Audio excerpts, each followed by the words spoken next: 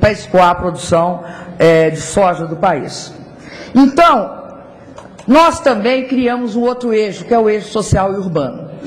Com o PAC 2, nós estamos voltando a fazer um investimento pesado nessas áreas e acrescentando uma outra questão, que é o investimento nas cidades brasileiras. Tanto no que se refere aos tradicionais, que são saneamento, habitação, urbanização de favelas, mas também em drenagem. Colocamos 11 bilhões para drenagem. Colocamos, além disso, toda a questão dos equipamentos urbanos. São 6 mil creches, cobertura de 10 mil e poucas escolas. É toda a questão também relativa à saúde, que são as UPAs.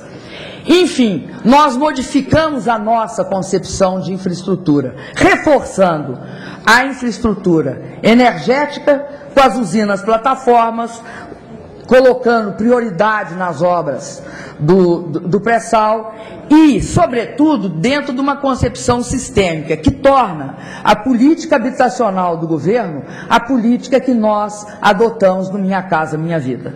Porque nós, nessa parceria governo-iniciativa privada, nós conseguimos isso que ninguém acreditava, nem nós mesmos, que é chegar a fazer 1 milhão de casas.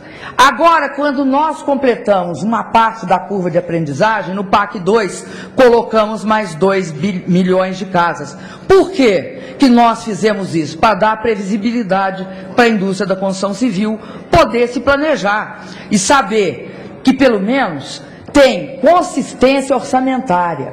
Porque tudo isso não foi feito na base de não leve em conta a situação fiscal. Não, é com superávit primário de 3,3, 2, com a redução da dívida líquida sobre PIB, com o PIB crescendo a 5,5, não a taxa estratosférica. É consistente e o que eu acredito é que também é bom lembrar que o BNDES, e aí eu só quero concluir com isso, o BNDES deu um salto no financiamento de infraestrutura. Passou, só para a gente ter uma ideia, de 6,4 bilhões para 43,2 bilhões em 2009. O 6,4 era em 2003. É um crescimento de 577%. Nós vamos precisar, sem sombra de dúvida, de diversificar o funding. Sem sombra de dúvida. Vamos precisar de fazer isso. Agora, acho que as condições estruturais estão dadas, que é essa redução expressiva da dívida líquida sobre PIB, que ele vai levar a uma redução da taxa real de juros e permitir que o Brasil, de fato, atraia o setor privado, tira o setor privado bancário, aí internacional e nacional, de títulos públicos para investimentos produtivos. Além disso, atraia também em IPOs para o mercado de ação. Obrigado.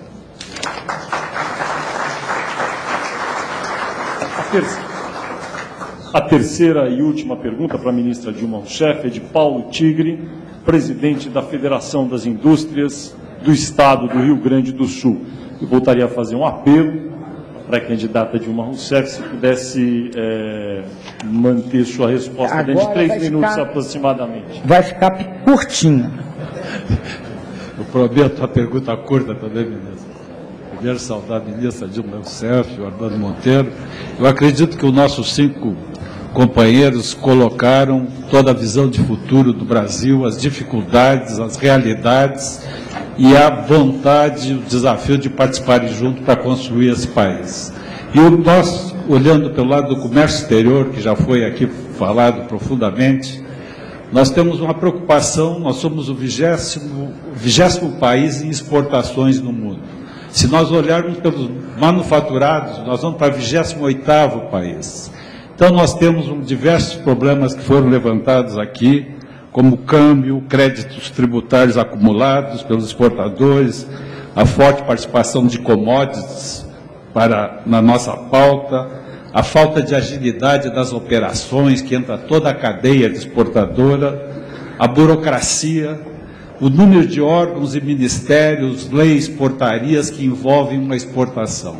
E eu acredito que se nós não tivermos uma capacidade exportadora nós não teremos a capacidade de defender o nosso mercado de uma importação muitas vezes predatória. Então a pergunta que eu lhe faço é como nós vamos agilizar, modernizar essa estrutura nossa que todo mundo reclama da exportação brasileira. Muito obrigado. A senhora tem 3 minutos, por favor.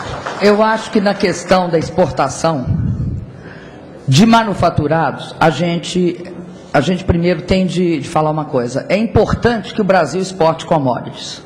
Agora, o fato de exportar commodities não significa que nós vamos exportar só commodities. Nós temos de procurar exportar manufaturados e utilizar esse boom de commodities em benefício do país como um todo. Mas eu acho que aqui se trata de discutir exportação de manufaturados. Ninguém faz exportação de manufaturados se não tem uma política industrial para o país.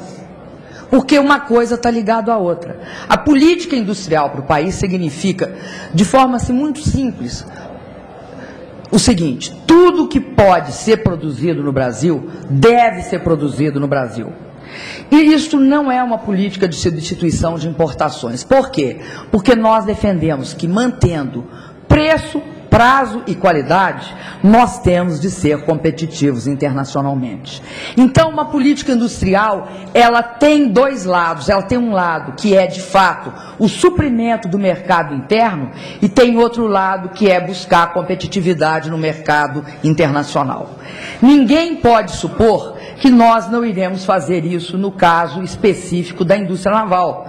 A indústria naval, ao ter volume, ou ela compete internacionalmente, ou ela não sobrevive. Aí tem várias questões que eu concordo com vocês. Nós demos um salto na questão do comércio exterior. Passamos de 160 bilhões de dólares para 197.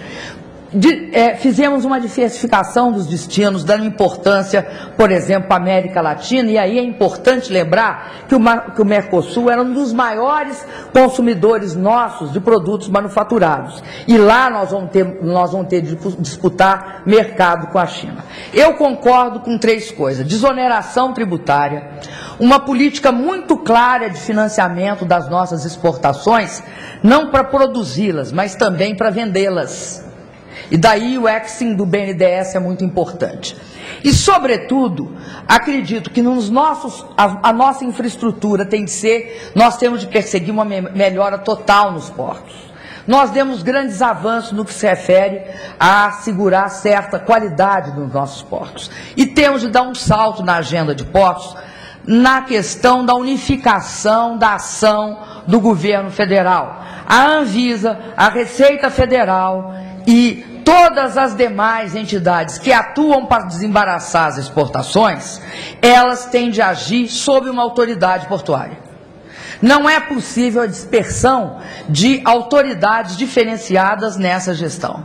Então, eu acredito que uma das coisas mais importantes a ser feita para que a gente assegure a competitividade é, de fato, obviamente, a convergência macroeconômica do decréscimo da relação dívida-PIB com a diminuição da taxa de juros, porque ninguém vai negar que tem uma correlação entre juros e câmbio, mas é também, sobretudo, incorporação de tecnologia, racionalização. Eu acho que a questão da racionalização do nosso despacho, incluindo a informatização dele, é algo crucial. Eu sei que o pessoal lá da Secretaria de Portos eu estou falando isso porque eu conheço o projeto, é um projeto bastante ousado no que se refere à simplificação. Vai ser necessário uma autoridade única. Caso contrário, nós não teremos a celeridade necessária. Finalmente, eu queria dizer para vocês uma coisa. A elevação da produtividade no Brasil é algo crucial. É fato que a taxa média passou para 2,1% quando ela era 1,4%. Mas o nosso grande objetivo vai ser acelerar essa ampliação da produtividade brasileira. Então, produtividade com inovação, racionalização da atividade governamental na área são elementos que têm meu compromisso pessoal de solução. Eu sei a importância disso.